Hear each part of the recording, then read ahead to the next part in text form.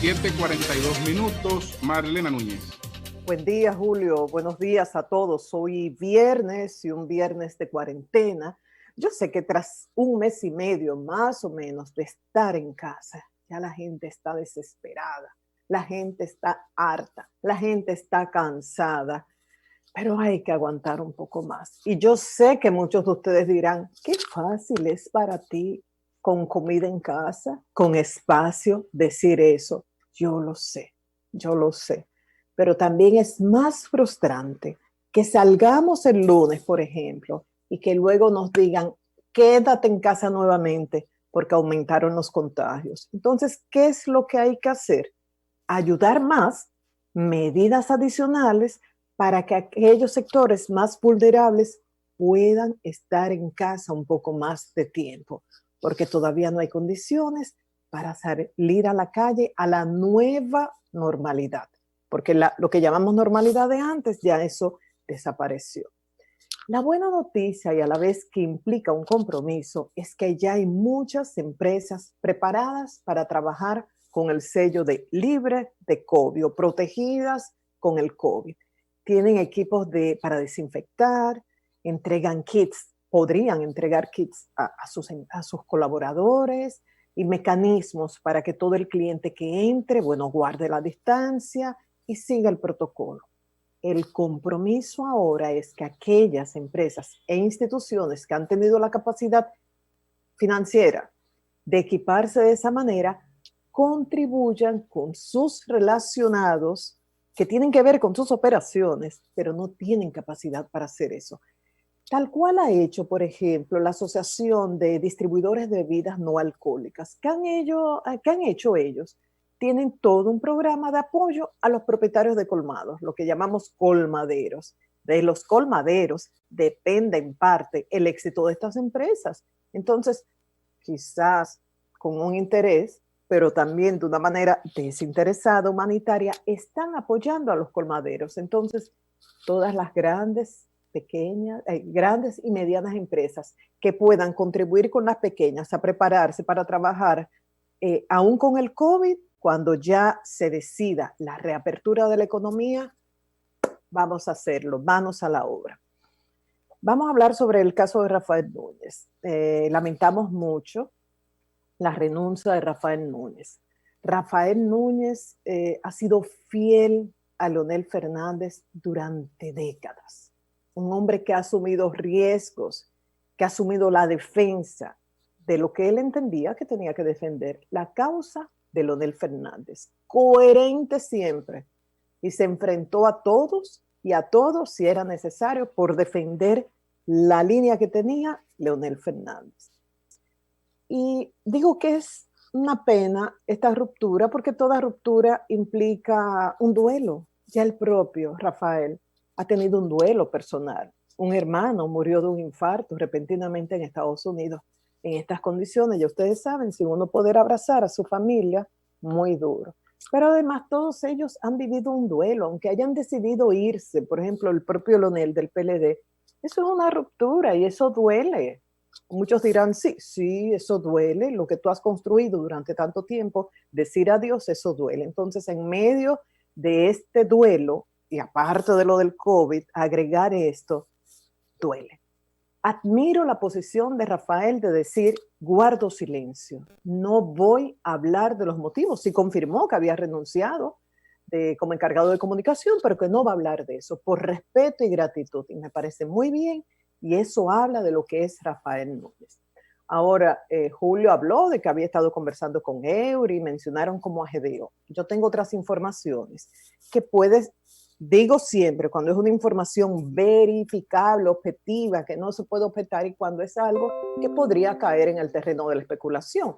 Esto podría caer en el terreno de la especulación y los protagonistas que yo mencione que desmientan o confirman más adelante. Aunque Julio mencionó el nombre de GDO, las informaciones que yo recibí mencionan otros nombres. Nombres, por ejemplo, Eury, como el de Bauta.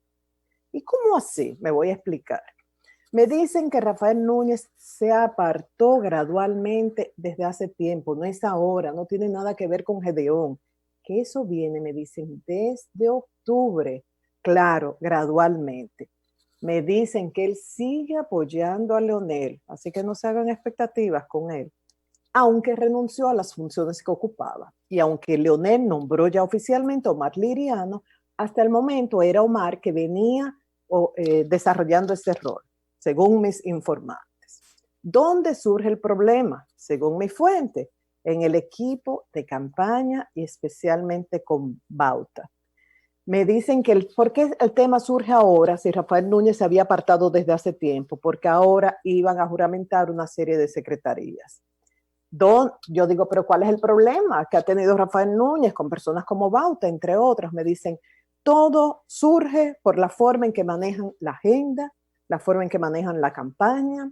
Rafael Núñez se disgustaba por la impuntualidad, por las improvisaciones, por la poca organización, que él esperaba tener un rol más influyente en el manejo de la agenda y en la estrategia de campaña. Yo le digo, aterrízame eso, ponme un ejemplo. Llegaban a un pueblo, había toda una agenda, me dicen que líderes como Leonel no necesariamente conocen a todos los miembros de la base, entonces le tenían una agenda. Pero de repente alguien como Almeida, como Bauta, según mis informantes, le decían, Leonel, vamos allí a visitar a fulano. Y él se olvidaba de la agenda que le habían preparado con mucha rigurosidad y se iba a visitar a esa persona. De ahí vienen los disgustos. Por otro lado, me dicen también que yo espero que esto sea falso, porque esto no debe ser fuente de conflictos, que hay un hijo de Rafael Núñez que supuestamente dirigía las redes de la alcaldía de David Collado. Eso se puede confirmar o no. Y ahora de Abinader, una de las redes de Abinader. Pero yo espero que esto sea falso, porque nuestros hijos son independientes y pueden tener una línea y desarrollar un trabajo profesional, y eso no tiene que afectarnos a nosotros como padres y viceversa. Estas son las informaciones que tengo. Ya quizás más adelante Bauta pueda decir si es cierto o no, Almeida, pero repito, admiro la postura de Rafael Núñez, que dijo guardo silencio por respeto y gratitud. Y qué pena que se produjo esa ruptura de ambas partes. Por otro lado, y esto va a llevar mucha tranquilidad a las familias, el ministro Antonio Peña Mirabal, el ministro de Educación, informó que va a someter próximamente al Consejo Nacional de Educación una propuesta para que todos los estudiantes sean promovidos en dos opciones al siguiente grado, sean promovidos de curso en una opción, una promoción automática a todos aquellos que hayan acumulado hasta el 12 de marzo 70 puntos, y aquellos que no, una promoción condicionada. ¿Condicionada qué? A recibir un reforzamiento y luego a ser evaluado de manera digital a través de un proyecto, un trabajo que se les asigne. ¿Esto por qué? Dice el ministro que hasta el 12 de marzo, recuerden que las clases fueron hasta el 12 de marzo porque ese viernes siguiente se entregaban para lo de las elecciones que fueron el 15 de marzo, sí. Hasta esa fecha se había impartido cerca del 70% del currículum, y la idea es comenzar el año escolar antes, a principios de agosto, y durante los 30 primeros días dedicarse a reforzar ese 30% que se impartió de manera virtual. Y ese 30% que es virtual, necesario, vital para el próximo año escolar. Creo que las autoridades de educación con esto demuestran la flexibilidad que hay que tener en estos momentos de pandemia, y por otro lado llevan tranquilidad a las familias que ya no aguantan más estrés. O sea, es una medida muy positiva. Por otro lado, quiero hablar de la violencia contra la mujer, decir que esta situación está ahí y que las autoridades tienen mecanismos para proteger a las mujeres. La Organización Mundial de la Salud ha dado unos datos que a mí me parecen, yo los oigo y digo, pero exagerados. Y como que me resulta difícil repetirlo porque no entiendo bien de dónde sacan esto. ¿Qué dice la OMS y específicamente el jefe de la OMS para Europa, Hans Kluge? Que la violencia contra la mujer se ha incrementado en la cuarentena a nivel mundial en un 600%, y que se han quintuplicado las llamadas telefónicas a los centros de ayuda. El que se hayan quintuplicado las llamadas telefónicas, esto es verificable, pero El 600%, o sea, me parece como alarmante. Él dice de dónde sacaron los fondos, los datos del Fondo de Población de Naciones Unidas. Entonces eso lo pongo ahí aparte. En el país, ¿qué ha ocurrido? Por lo menos, según los datos de la Procuraduría General de la República, recuerden que muchas veces hay subregistro, han habido por lo menos 5 feminicidios durante la cuarentena, es decir, desde mitad de marzo a principios de mayo, en El Ceibo, San Juan, La Vega, Barahona y Montecristi. Y las fiscalías especializadas en violencia de género han solicitado 356 medidas de coerción. ¿Dónde se han producido más casos? Más denuncias en Santo Domingo Este, en San Cristóbal, en Puerto Plata, Santo Domingo Oeste e Higüey, entre otros. ¿Con qué ustedes cuentan? Dice la Procuraduría General de la República: mujer, no estás sola. Te seguimos asistiendo durante la cuarentena. Cuenta con nosotros. Está el número 809-212-02. Claro que es muy difícil llamar con el agresor al lado en momentos de confinamiento, pero bueno, este es el número, repito, 809-212-02, y para aquellas personas que tienen acceso a un correo electrónico, lineavida@pgr, para que recuerden, de Procuraduría General de la República, .gobierno con B labial, B larga, como se escribe en español, gobierno.do.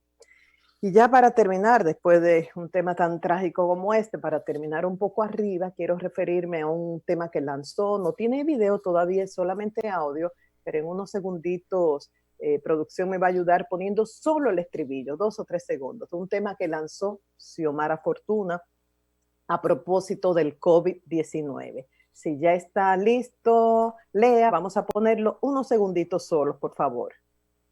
Esto no es un juego, esta es la verdad.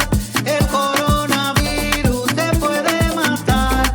Ay, no te me acerques, échate para allá. Mantén la distancia y no llegará. Bien, ya ustedes ven, esto no es un juego, esta es la verdad, dice Xiomara Fortuna. Sí. El coronavirus te puede matar. Ay, no te me acerques, échate para allá, mantén la distancia y no llegará. Ella dice que no importa si eres blanco, si tienes o no dinero, si eres o no migrante, el COVID-19 no sabe distinguir, se pega donde sea y es duro de salir. Así que más adelante escuchen la canción completa de Xiomara Fortuna y sigan las recomendaciones. Con esto termino, Julio. Así es, Marlena, muy interesante los aportes que hace, y creo que todas las informaciones que ofreciste pueden ser realmente la causa, porque hay hechos muy concretos ahí que ha citado.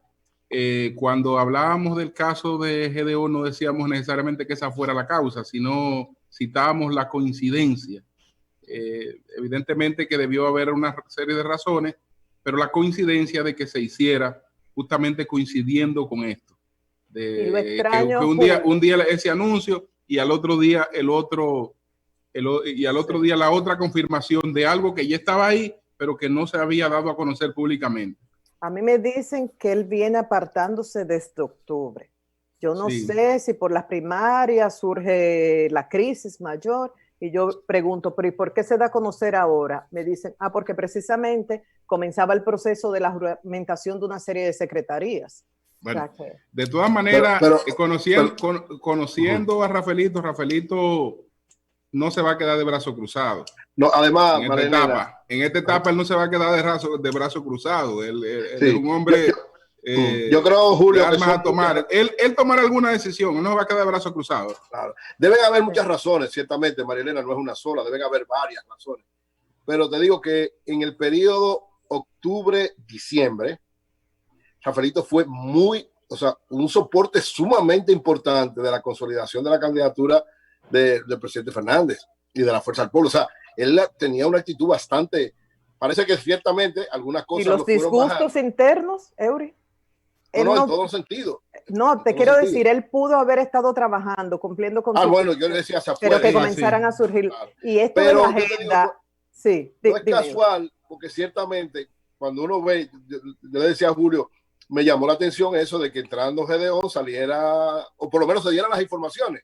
Es verdad que parece que hace un tiempo, pero es muy, o sea, tiene una coincidencia que hay que valorarla porque ciertamente yo recuerdo, lo digo, yo lo recuerdo muy bien porque yo fui de alguna manera parte de, digamos, de negociar, porque Gedeón tenía una, sobre todo cuando Danilo decidió la reelección en el 16.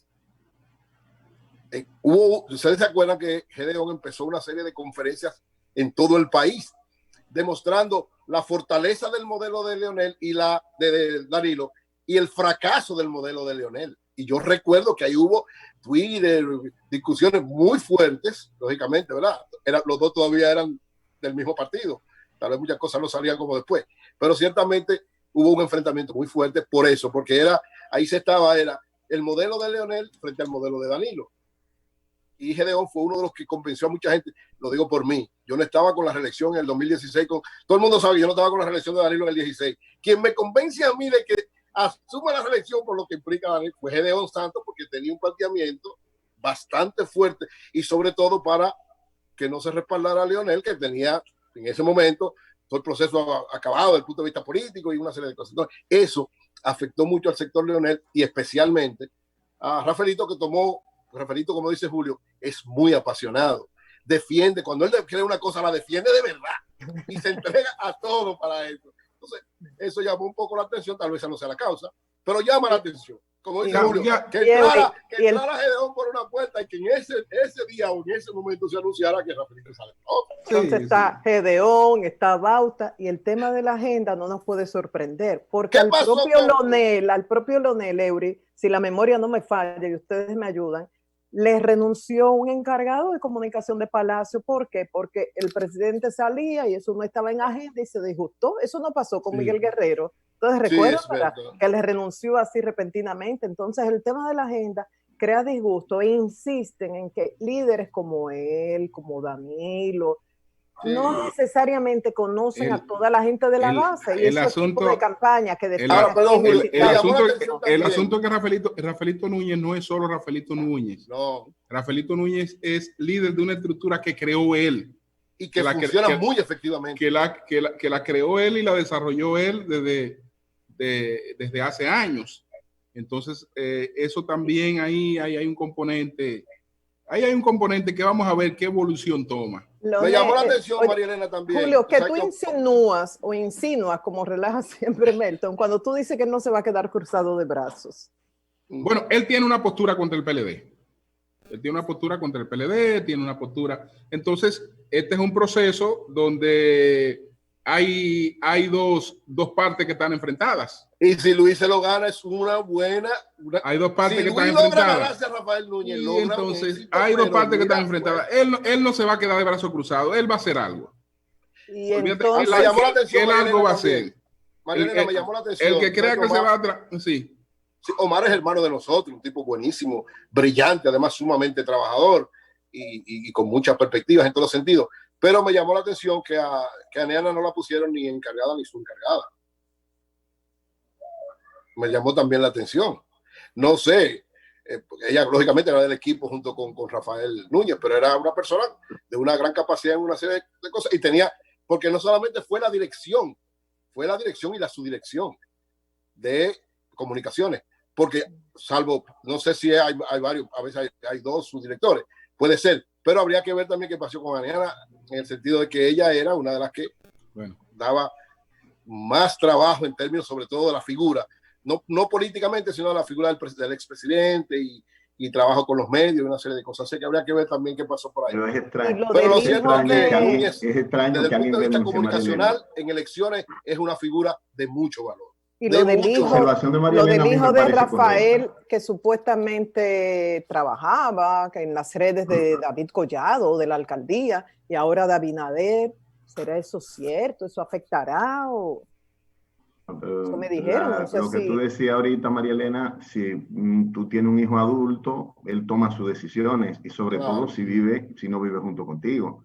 A nivel político, lo ideal es que los hijos operen en la lógica nuestra, como también los vecinos, los amigos, todo el mundo no quiere que los demás piensen como uno, pero es su derecho. Y la gestión de David Collado, igual que la de Carolina, han sido gestiones abiertas, donde la gente ha sido seleccionada por su talento más que por simpatía política. Es decir, el hecho de que esté, no conozco en las redes de Luis ningún joven que yo sepa que sea hijo de Rafael. De todas maneras, él es una persona que merece respeto. La decisión, él en su Twitter puso que había sido mucho antes, y además extraña que porque alguien se convenza de que yo tenía la razón, yo me vaya. Es decir, si alguien se convence de que yo estaba en lo correcto, todo lo contrario, yo debo celebrarlo. Sí, sí. Bueno, vamos a hacer una pausa y entonces continuamos con los comentarios para que regresemos con José Laluz, pero vamos a darnos una pausa primero. Cambio y fuera.